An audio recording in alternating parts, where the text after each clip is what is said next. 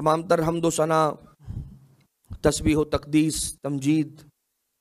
اسی خالق لم یزل اور لا یزال کے لیے کہ جو محمد و آل محمد علیہ السلام کا بھی خالق ہے۔ تمام تر ہدیہ درود و سلام انہی ہستیوں کے نام کہ اگر وہ ہستیاں نہ ہوتیں تو درود و سلام نہ کسی پر جچتا اور نہ کسی پر سجتا۔ رب ذوالجلال نے انسانوں کو ایسی ان گنت نعمتوں میں گھیرے رکھا ہے کہ جن نعمتوں کا انسان شمار نہیں کر سکتا۔ اتنی ساری نعمتیں کہ جن نعمتوں کو گنتے گنتے انسان جن نعمتوں سے استفادہ کرتا رہے گا، اور جب شکر کی باری آئے گی تو شکر کرنے کے لیے بھی اس کی جن نعمتوں سے استفادہ کرے گا، تو جس وقت شکر دوسری نعمتوں کے اوپر کر رہا ہوگا تو ابھی پرانی نعمتوں کا شکریہ ادا کر نہ پایا ہوگا، ایک نیا شکر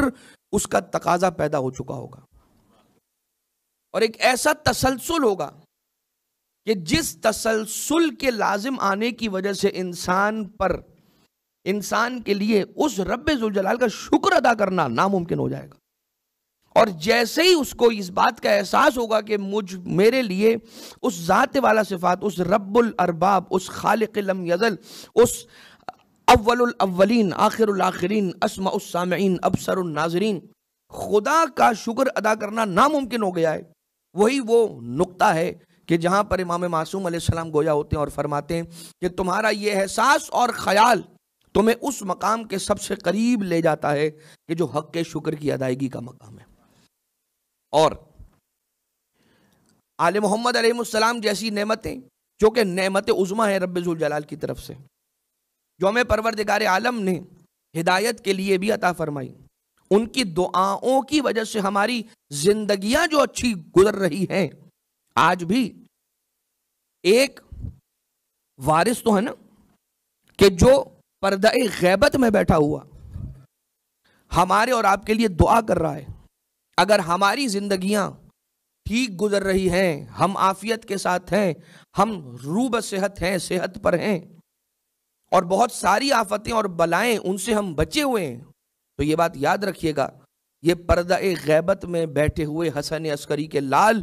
اور جناب نرجس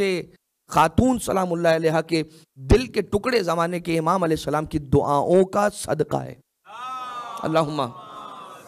صلی علی یا علی۔ امام معصوم علیہ السلام نے ارشاد فرمایا کہ کوئی مومن مومنہ ایسا نہیں ہے کہ جو فرات کے پانی سے استفادہ کرے، یعنی کہ فرات کا پانی پیے اور اس کے دل میں ہماری محبت میں مودت میں اضافہ نہ ہو، یعنی کہ آب فرات از ڈائریکٹلی پروپورشنل ٹو مودت آل محمد، یعنی جب فرات کا پانی پیتے ہیں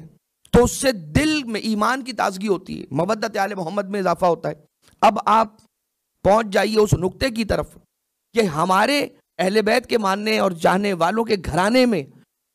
جو نو مولود کے آداب ہیں، اس کے تالو اٹھانے کے آداب،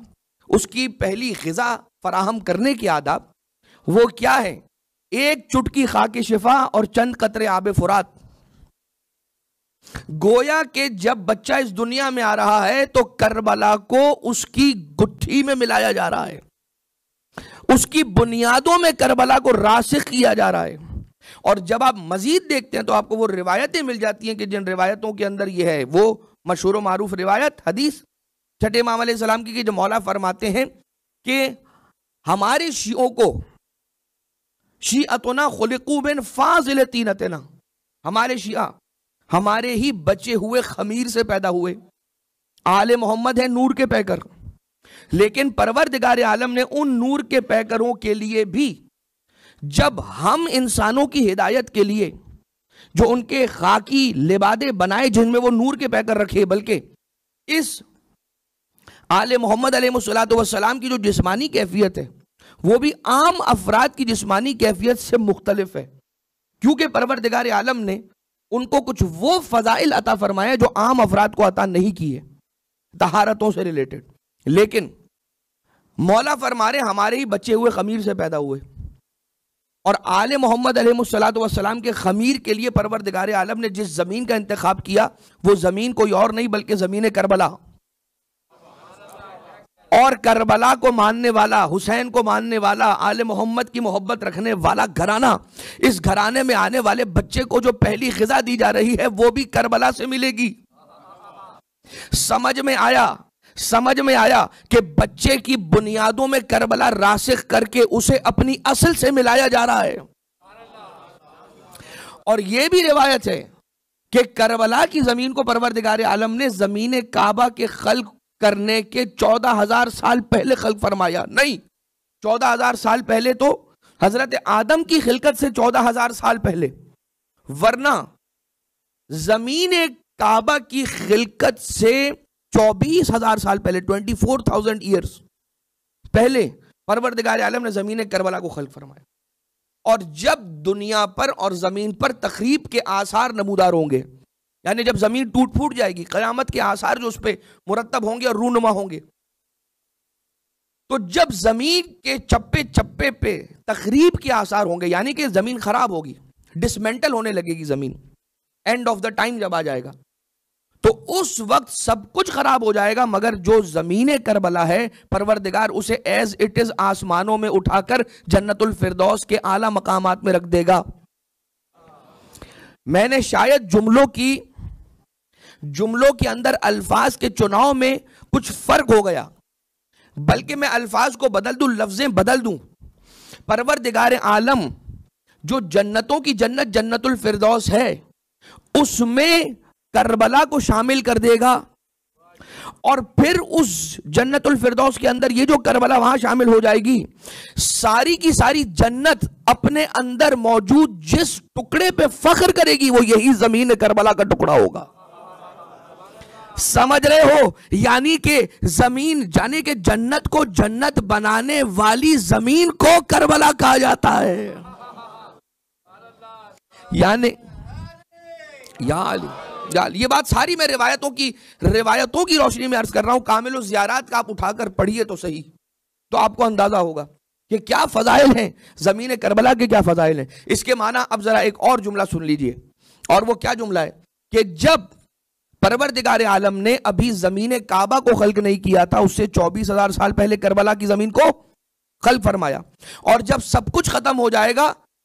وہ ختم ہو جائے گا، کربلا محفوظ رہے گی، اسے کربلا وما فیہا کو، کربلا کو نہیں، کربلا وما فیہا، کربلا اور جو کچھ کربلا میں ہے، اس کی تشریح نہیں ہوئی ہے۔ یہ مولا جانے یا خدا جانے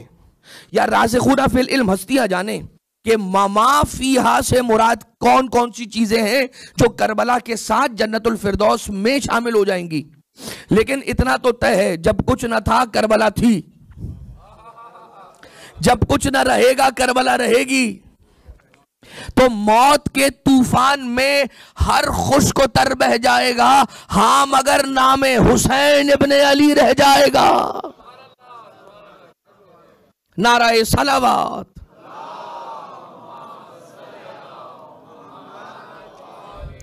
اللہم اجعلہ